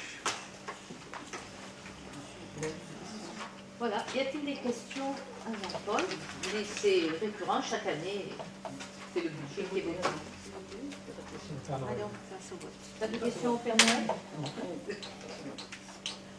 Bien. Allez, nous passons au vote. Qui est pour? Merci beaucoup. Et nous passons aux subventions aux associations. Alors là, nous le ferons en plusieurs étapes. On commence par certaines associations qui ont donné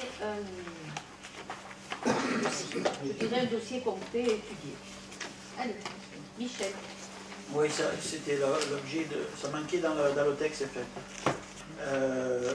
Je résume, il y a 13 associations qui ont à ce jour déposé un dossier, je vais dire valide ou complet, de demande de subvention obtenue une subvention 2020. Les propositions que l'on fait, c'est gymnastique volontaire 300 €, Cantassi c'est la chorale 200 €, courir à Fugo 2500 €. La subvention complémentaire, c'était une subvention qui est versée toutes les années par la partie CT2 de la métropole et qui existe et le territoire du Pays d'Aix. Et qui sont maintenues. Prête monte à plume 400 €, le CCFF 600 €, le football club de Fugo 2500 € plus 500, le tennis club de Fugo 2000 € plus 3000 de complémentaires, le badminton 500, le volleyball 500, l'amicale du personnel, donc ça c'est pour les activités plus liées à ce qu'on connaît sur toutes les animations. Les anciens combattants, c'est là une demande de subvention exceptionnelle qu'ils avaient déjà formulée l'année dernière et qu'on leur alloue 750 € pour le 8 mai 45. Le don du sang, 400 €. Et Arc VTT, 200 €, c'est la première année.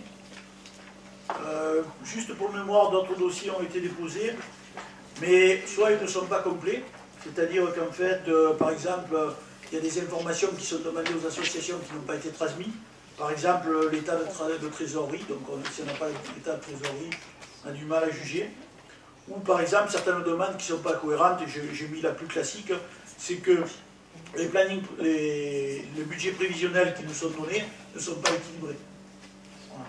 Donc c'est classique. Donc, si les sommes sont importantes, on les a mis de côté, on va écrire aux associations pour qu'ils renvoient. Voilà, donc il est proposé à l'Assemblée délibérante d'octroyer une subvention de fonctionnement sur l'exercice 2020 aux associations selon les montants listés ci-dessus, d'octroyer une subvention complémentaire du Conseil de territoire Pays d'Aix aux associations selon les montants listés ci-dessus, et d'autoriser Madame le maire à signer tout document nécessaire. Ça c'est valable tant que le CT2 existait, le territoire de Pays d'Aix existait. On ne sait pas à quel moment ça va se terminer, plus que la métropole. Bien, alors des questions à Michel, sinon nous votons. C'est le CT2 qui reverse une partie, parce que là c'est anciennement versé par le CT2. Ben, le CT2 existe encore, on se réunit encore, ils ont un petit peu d'argent, ils peuvent... Voilà, la métropole verse encore aux différentes anciennes PCI, qui était la communauté du Pays d'Aix, Marseille-Provence, Métropole, une somme dont ils peuvent... Voilà. Et c'est le cas... 17 000 € qui sont votés aux associations pour Fugo et que d'année en année sont maintenus. Donc, tant que les associations concernées nous déposent un dossier complet, là, c'est pas figé, on ne peut pas mettre de nouveau. Bien, alors, nous allons voter pour les... Oui. Les montants indiqués sont ceux demandés par les associations? Non, pas forcément. Il y a des montants indiqués et des montants variables. Il y a des associations qui pensent que, enfin, bon, on n'a pas là, mais il y a des associations qui continuent à croire que si on double les montants demandés, on va obtenir plus, etc., sans justification particulière. Voilà. Pour répondre, like. Je me permets de ne pas voter pour Guillaume, puisque c'est courir à Fugo, donc je vote qu'une fois. Ah oui, tu ne votes pas deux fois. Bien. Puisqu'il y a l'association dont il est président dans le cas. Bien. Alors, nous allons passer au vote. Qui est pour? Merci. Guillaume ne participait pas au vote. Alors, maintenant, nous allons parler aux subventions des coopératives scolaires. Et c'est Johan, en charge des affaires scolaires, qui va s'y coller. Voilà. Donc, comme chaque année, nous vous présentons la proposition de subvention aux associations des coopératives scolaires. Je vous rappelle chaque année que ce n'est absolument pas une obligation de la commune, mais un choix politique fort que nous défendons tous les ans. La proposition est la même que l'année dernière, à savoir 250 € par classe. Alors on a dissocié maternelle et élémentaire, mais c'est la même somme. C'est juste pour que vous puissiez vous y retrouver plus facilement dans les tableaux. Vous voyez que nous avons 38 classes sur la commune, chacune à 250 €. Et depuis 2 ans maintenant, pour la 3e fois donc cette année, la participation supplémentaire aux coopératives qui organisent une classe transplantée, une classe découverte. Les classes transplantées, je vous rappelle que ce sont les classes avec nuitée, pas au moins avec une nuitée. Là, dans ces cas-là, il y a une possibilité d'avoir 400 € de plus sur la coopérative scolaire, avec un plafond de nombre de classes par école, qui est à 2 pour les écoles élémentaires et à 4 pour l'école ouvrière, dans la mesure où le nombre de classes est le double des autres écoles élémentaires. C'était un principe d'équité. Donc, ainsi, il est proposé à l'Assemblée délibérante d'octroyer une subvention de fonctionnement d'un montant de 1 000 € à l'école maternelle ouvrière, 1 000 € à l'école maternelle du 14 juillet, 1 500 € à l'école de la Barque, 2 000 € à l'école de la Roque-Martine, 1 250 € à l'école Rimbaud et 2 750 € à l'école élémentaire Ouvière, et d'autoriser Madame le maire à signer tous les documents nécessaires. S'il y a des questions. Des questions, Johan?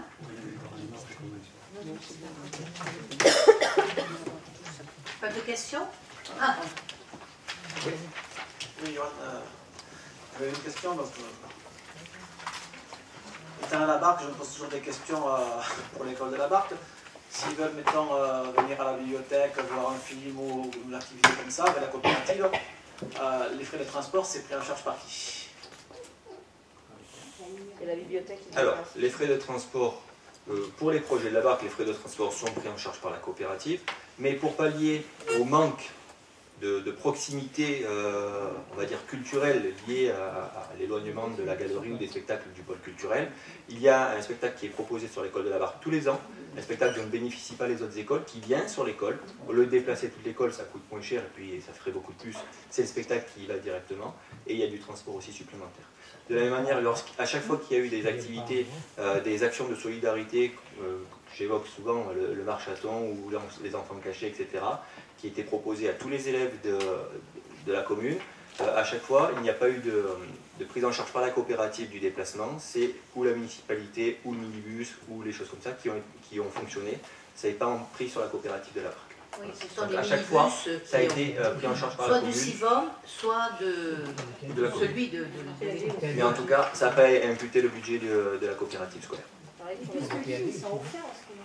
Oui, enfin, quand on connaît la fréquence malheureusement des bus de ligne, effectivement je suis très content que la municipalité puisse prendre en charge les transports pour les élèves de la Barque, parce qu'effectivement ils sont déjà pénalisés pour beaucoup de choses, entre la pollution et le bruit. Si en plus ils voulaient qu'ils payent le transport, ce ne serait pas... Merci. Non, non. Je pense que vous avez été élève à l'école de la Barque. Et oui, d'ailleurs, c'est pour ça que vous vous êtes rendu compte que je suis à ce point pointilleux et embêtant. C'est parce que la pollution, malheureusement, m'a un peu déformé le cerveau, je suis désolé. Très bien, allez. Du coup, je dois espérer que moi, n'oubliez pas aussi que j'ai mes enfants à l'école de la Barque et que on est aussi vigilant à l'école de la Barque qu'aux autres écoles, à l'équité, qu'elles soient culturelles, sportives ou autres. Tu viens de me l'expliquer, j'en suis très content, mais là on parlait de la pollution et malheureusement là c'est un peu plus compliqué et je sais que la commune elle va faire des choses, mais depuis longtemps que ça existe, là ça n'a pas été équitable pour les enfants de la Barque. Oui, mais on ne parlait pas de ça puisque c'est pas l'ordre du jour. Bien, on vote? Bien. Allez, nous passons au vote. Qui est pour? Merci beaucoup. Alors Jean-Paul, nous en sommes aux travaux d'amélioration de la forêt communale avec une demande de subvention auprès du conseil départemental. Ça, c'est dans le cadre de sa délégation Agenda 21. Oui, donc là, il s'agit de demander des sous au Conseil général. Vous savez que la commune a passé un contrat avec l'ONF, donc l'Office national des forêts, pour donc un contrat d'aménagement de sa forêt communale. Et dans ce cadre-là, donc des travaux de mise en sécurité doivent être faits, notamment dans les lieux très fréquentés par le public. Donc l'ONF a donc proposé dans un premier temps d'améliorer la stabilité du peuplement forestier en prévoyant une éclaircie sélective, puis dans un deuxième temps un programme d'élagage des branches sèches des pins se situant à l'aplomb des sentiers fréquentés. Donc, comme on l'a dit, donc, ces travaux peuvent bénéficier d'un financement du département à hauteur de 60% maximum. Donc, ils concernent le quartier des Planes sur 6 hectares 82, et les travaux concernent une éclaircie dans le peuplement de pins d'Alep avec mise en valeur d'une chênaie. Dans le quartier des Planes, également un élagage dit sanitaire, environ 70 arbres à élaguer. Et enfin, une assistance technique de l'ONF. Vous avez le détail financier que représentent ces 3 postes pour un montant total de 30 760 € hors taxes. Ainsi, il est proposé à l'Assemblée délibérante de déposer un dossier de demande de subvention auprès du Conseil départemental, de solliciter la participation financière du Conseil départemental la plus élevée possible, soit 60% du coût hors taxe de l'opération, et d'autoriser Madame le maire à signer tout document nécessaire. Je crois qu'il y avait des arbres tombés, hein. Il a fallu tout... Il y a eu du boulot, quoi. C'est l'ONF qui l'a réalisé, mais qu'est-ce qui t'arrive? Il faut le faire à la barque aussi, non? Dans les bosques. Question Comme vous le savez, vous connaissez mon intérêt pour la nature et pour les forêts. Et donc, quand j'entends éclaircie sélective, j'aimerais savoir exactement ce que ça comprend. L'ONF sont des spécialistes quand même. Oui, nous on s'est appuyé sur le dire d'experts, on va dire comme ça, de la part de l'ONF. Nous, on n'est pas des spécialistes des éclaircies sélectives ou non sélectives, donc c'est eux qui ont décidé, qui ont marqué les endroits, qui ont marqué les arbres, etc., qui avaient donc à éclaircir. Hein. Bon. Alors, je ne comprends pas bien l'objet de ta question. L'objet de ta question, je vais vous l'expliquer, parce que vous le savez sûrement, mais j'ai un diplôme de gestion des espaces naturels. La prochaine fois, on consultera. Alors, oui, mais volontiers, justement, ça m'aurait fait plaisir de voir comment s'était fait cette étude-là. Moi, il y a 2 choses qui me paraissent bizarres. C'est que d'abord, on commence par l'éclaircie et pas par les branches dangereuses. Ça me paraissait la priorité. Donc déjà, je me pose une question. Voilà, pourquoi on ne commence pas par... Je crois qu'il y a la mise en sécurité aussi, hein, qui est effectuée là. Il n'y a pas que le... On commence par la mise en sécurité. Ben oui, là, on l'a dit. Hein. Il y a la mise en sécurité et ensuite les éclaircies. Hein. Oui, mais c'est bien marqué que... Ah non, là, attendez. Sur mon truc, il y a bien marqué que la mise en sécurité... Mets le micro en même temps. Appuyez sur le micro, monsieur Poussin. Oui, sur le document que j'ai reçu, c'est marqué d'abord l'éclaircie et après l'élagage sanitaire. Donc déjà, ça, je trouve ça bizarre. Et autrement, pour en revenir à l'ONF, que c'est des copains, parce que je suis aussi au comité communal des feux de forêt, donc je les croise souvent, quoi. Mais par contre, vous savez tous, et vous l'avez vu récemment avec les grèves, les agents de l'ONF ont manifesté aussi, parce que depuis une dizaine d'années, ce qu'il faut savoir, c'est qu'on leur demande d'être rentables. Voilà. Donc quand je vois éclaircie, et bien effectivement, comme je sais qu'on n'est pas tous spécialistes, je me pose des questions. Est-ce qu'on sait le nombre d'arbres qui vont être coupés? Que ça, c'est important. Quand on coupe un arbre en Provence, avant qu'il repousse, ça va être très difficile.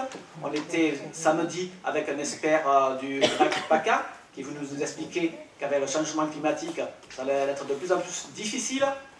Et donc, je me dis, là, est-ce qu'on ne va pas trop vite? Est-ce qu'on ne laisse pas faire, malheureusement, parce que l'ONF maintenant doit être rentable, je le répète.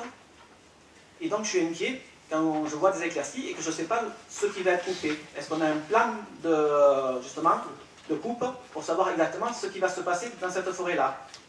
Moi, je ne comprends pas trop le mot rentabilité. Non, mais je pense que tu veux dire qu'ils vendent le bois qu'ils coupent? Mais on a à ta disposition, on a le rapport du plan d'aménagement de l'ONF et tu pourras le consulter sans aucun problème. Hein. Et je pense que les services techniques bien sûr, hein. Vont aussi. Regarde. Je veux bien qu'on étudie ensemble parce que c'est important. Et pour répondre à Madame le maire, oui, l'ONF maintenant a des objectifs de rentabilité et oui, bien sûr, l'ONF revend le bois. Elle va mandater une entreprise pour faire l'élagage, pour faire la coupe et le bois sera pris en compte dans la rémunération de l'entreprise. Donc, pour résumer, je ne dis pas que c'est ce que l'ONF va faire, hein, mais pour résumer, elle pourrait très bien couper plus d'arbres que vraiment nécessaire pour pouvoir amortir son... Alors, moi, je répondrai deux choses à ce que tu dis là. La première chose, c'est qu'il y a une rétrocession de ce que va vendre l'ONF à une entreprise. Hein, ça va rapporter, entre guillemets, quelque chose à la commune. Et deuxièmement, les accusations que tu portes au niveau de l'ONF, ça ne... Enfin, moi, je ne les partage pas. Hein. Bon, je pense que c'est des gens sérieux, c'est des gens du service public. Et cette histoire de rentabilité, trop coupée pour pouvoir être rentable, je trouve ça un petit peu abusif. J'ai pas accusé, j'ai dit il se pourrait que, comme là, et ça c'est vrai, tout le monde le sait, il suffit d'aller voir sur les gens de l'ONF, on leur demande d'être rentable. Vous connaissez bien la politique actuellement du gouvernement, tout ce qui est public, il faut que ce soit rentable. Et l'ONF fait partie aussi de cet organisme-là public, que l'État souhaite qu'il soit rentable. C'est pour ça qu'il y a eu tant de départs à la retraite qui n'ont pas été remplacés. Et je le sais parce que j'ai passé un entretien de recrutement avec eux. Donc, et moi je ne critique pas du tout les agents de l'ONF.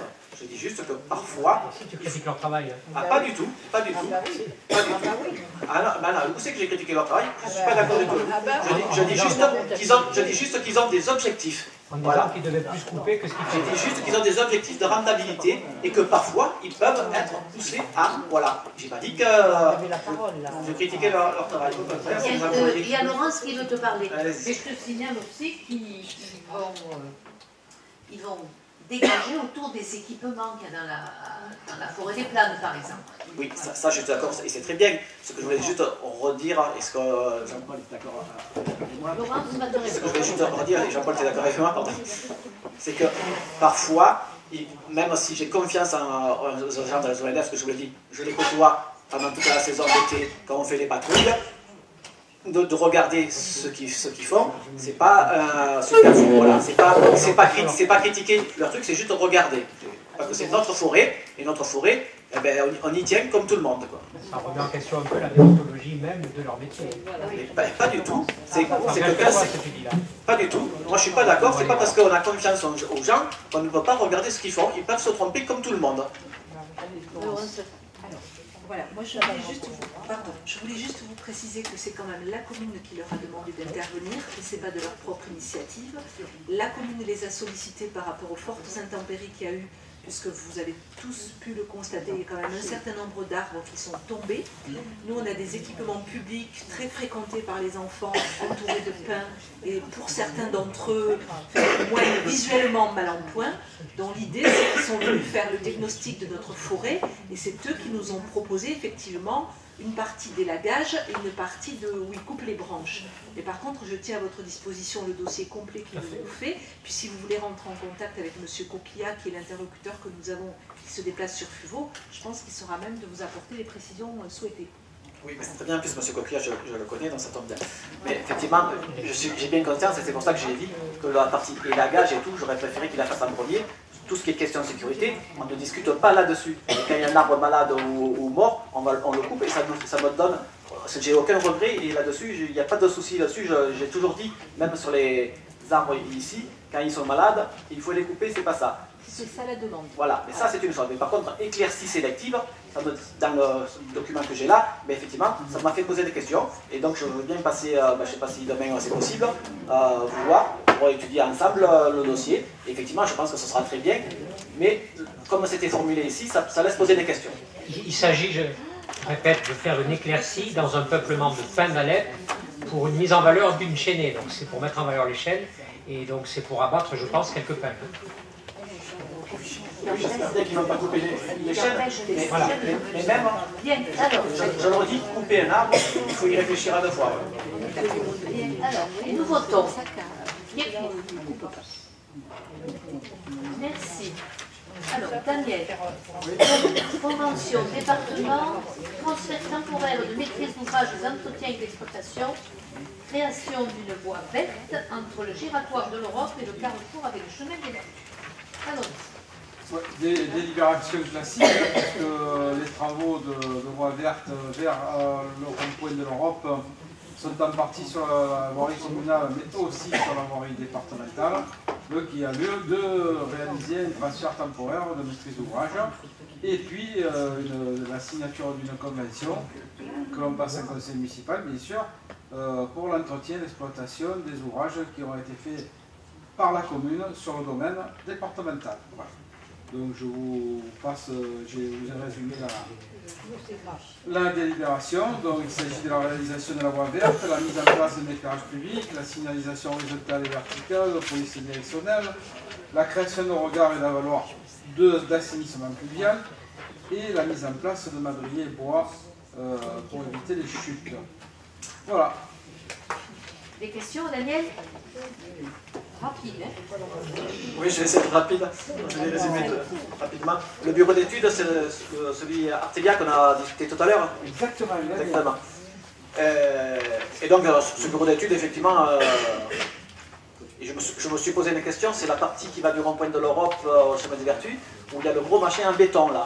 Voilà. Donc, la voie verte, moi je me suis dit, pourquoi, enfin je ne suis pas le seul, parce que ça m'a remonté avant que je le vois, pourquoi il y avait ce gros mur-là. Bon, j'ai bien compris que c'était point de vue sécurité, mais je pensais qu'en voie verte, il y allait y avoir des arbres, une haie qui aurait bien délimité, et ça aurait fait quelque chose vraiment de super, parce que là, les cyclistes et les parents qui ont des enfants qui vont en vélo, ils n'ont pas trop été enchantés, moi non plus d'ailleurs, qui est ce truc en béton. Mais je pense que Daniel, tout à l'heure, il a dit une partie de la réponse, mais je vais te laisser terminer.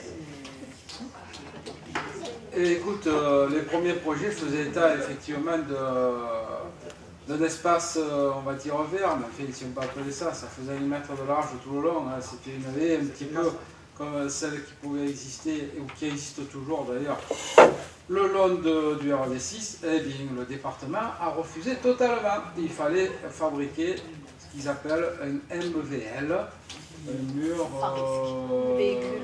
pour véhicules légers, voilà. C'est ce type d'équipement qui fleurissent un peu de partout dans le département et qui protège les utilisateurs de la piste cyclable piétonne.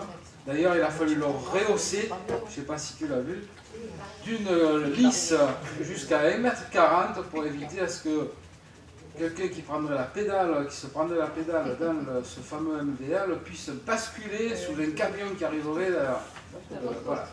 Donc c'est comme ça, voilà.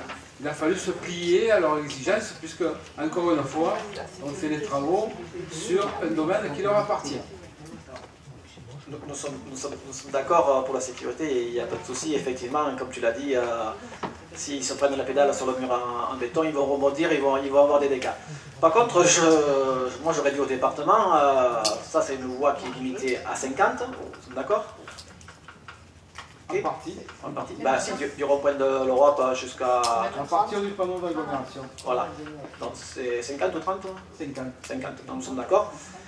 Et j'aurais dit au département, qui sont très gentils, j'aurais dit, ok, vous êtes gentils les gars, mais sur la CD6, où là il y a des camions qui passent, qui roulent à une vitesse pas possible, à 80 km, même plus, ils n'ont pas mis de mur en béton.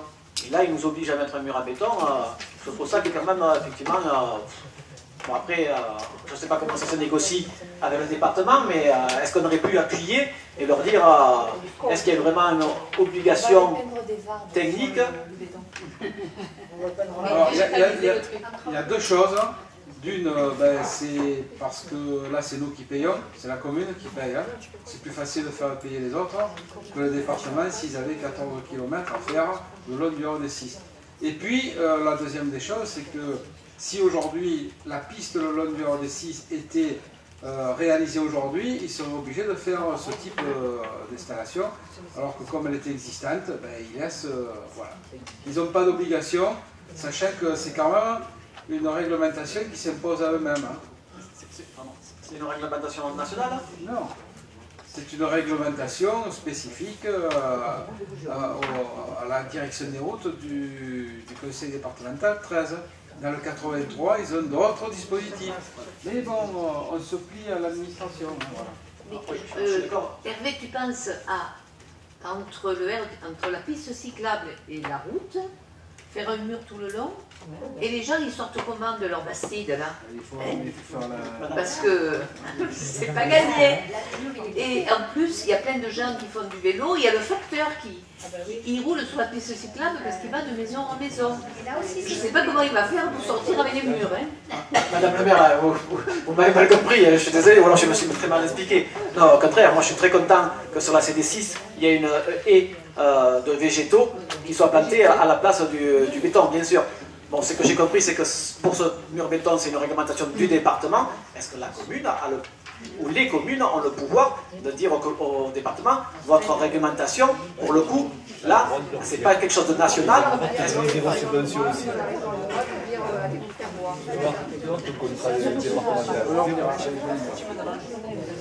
Oui, Hervé, on leur dira. Après, est-ce que ça va le faire? Je ne sais pas, mais on leur dira. Comme on leur a demandé de faire un aménagement en terre le long du 46, pour lequel nous avons refusé, mais on va leur demander pour leur D6. Ils ont refusé quoi, le département? Ils ont refusé ce que je t'ai dit tout à l'heure. On avait prévu, les premiers plans qu'on a fait avec Artelia, c'était effectivement une bande verte, une bande plantée entre la piste cyclable et la voie. Du coup, dans la libération, quand on parle de voie verte, il n'y a plus quoi. Alors, nous allons voter. Alors, c'est la fameuse convention, pardon? On évoque des travaux qui comprendront, alors que les travaux sont... On les a pas encore réceptionnés et il y aura la réception du département. Oui. Dans la délib, ça donne le sentiment que ça va devenir... Parce que c'est une convention qui a été établie, qui est passée au conseil permanent. Une commission permanente. Une commission permanente au mois de novembre ou décembre de l'année dernière, mais on l'a reçue récemment. Bien. Qu'est-ce qui t'a... Une dernière question, pour finir sur une note d'humour. Donc je pense que Mme Vassal va venir inaugurer la piste cyclable là. En vélo. En vélo. J'espère que vous me préviendrez que je sois là et que je dirai ce que je pense de cet aménagement-là. Pas de problème. Merci. Bien. Après, quand tu demanderas les subventions, tu verras si... Voilà. Bien. Après, il faut savoir ce qu'on veut dans la vie. Voilà. Effectivement, on peut parler avec les gens sans qu'ils nous fassent du chantage aux subventions, parce que ça, c'est pas normal. Bien. Allez, nous passons au vote. Qui est pour? Merci. Alors, ensuite, acquisition de la parcelle AL 102 à Rigaud.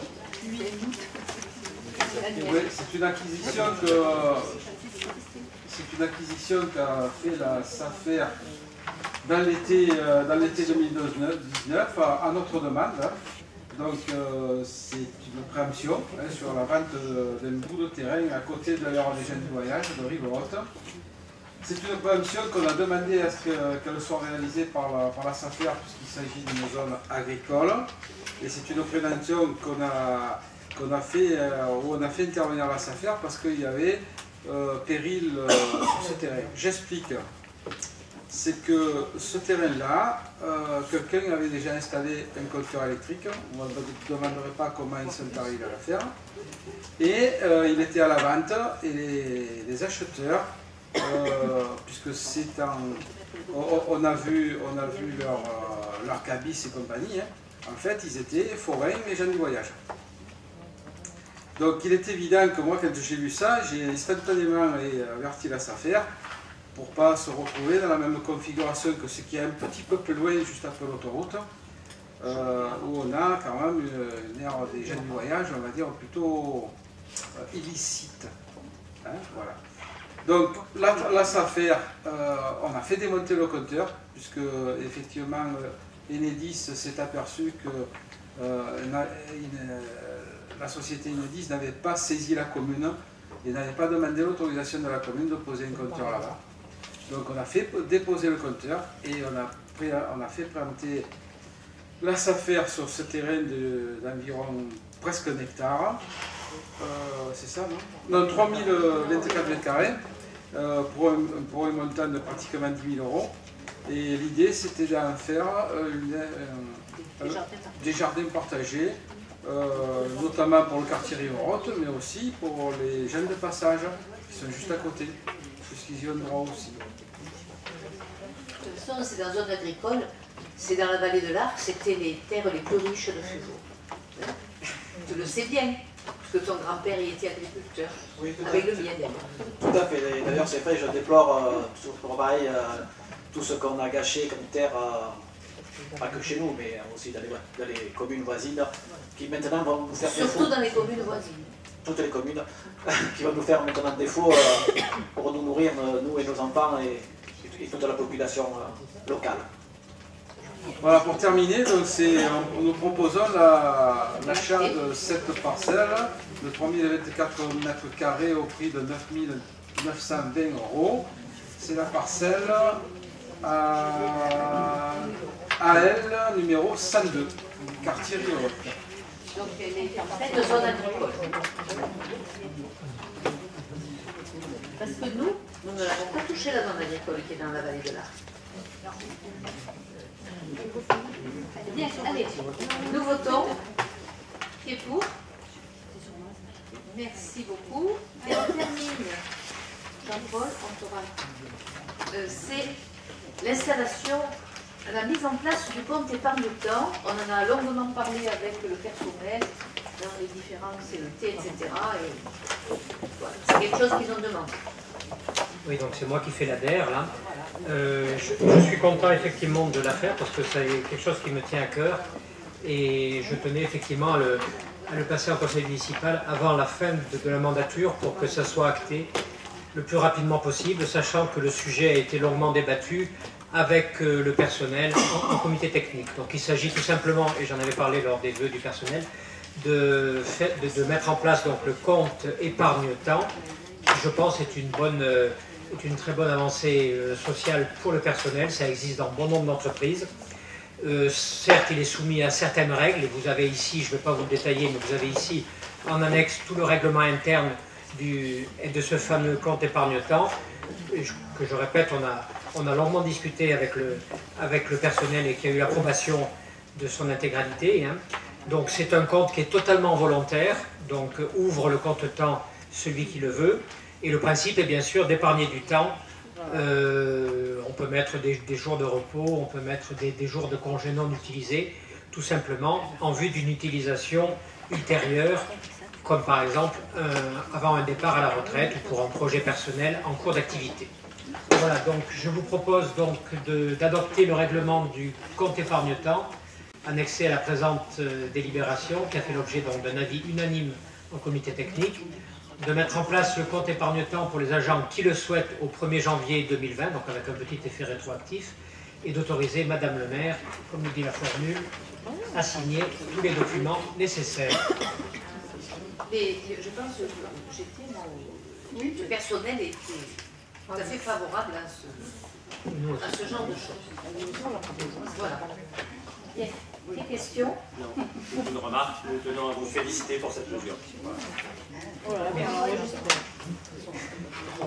Jean-Paul en a profité, c'est pour ça qu'il était très favorable à ce genre de choses. Comme j'aime bien faire des remarques et embêter Jean-Paul. Moi je trouve finalement, je suis content que tous les salariés, tous les agents de la municipalité aient voté à l'unanimité pour le compte épargne-temps. Je voulais juste dire quand même que moi ça me gêne toujours parce que bon, je suis dans une entreprise où on bénéficie aussi de ce système-là et effectivement beaucoup de salariés l'ont pris. Mais ça m'a fait toujours poser des questions parce que je me dis, si on n'arrive pas à prendre nos jours de congé, c'est pourquoi, voilà. Ou on aime extraordinairement notre travail, ce qui est possible, quoi. Ou alors on a beaucoup de travail et on n'arrive pas à poser nos jours de congé. Donc c'était juste une remarque. Et par contre, bien sûr, je vais le voter aussi parce que c'est une avancée, mais ça reste quand même, ça pose des questions quand même. Et là, je pense que là-dessus, nous sommes d'accord aussi. Jean-Paul, je connais son appétence pour tout ce qui est social. je pense que tu as dû réfléchir aussi là-dessus. Merci. Bien, alors, s'il n'y a pas d'autres questions à Jean-Paul, nous allons voter. Voilà, c'est la dernière délibération. Donc, qui est pour? Merci.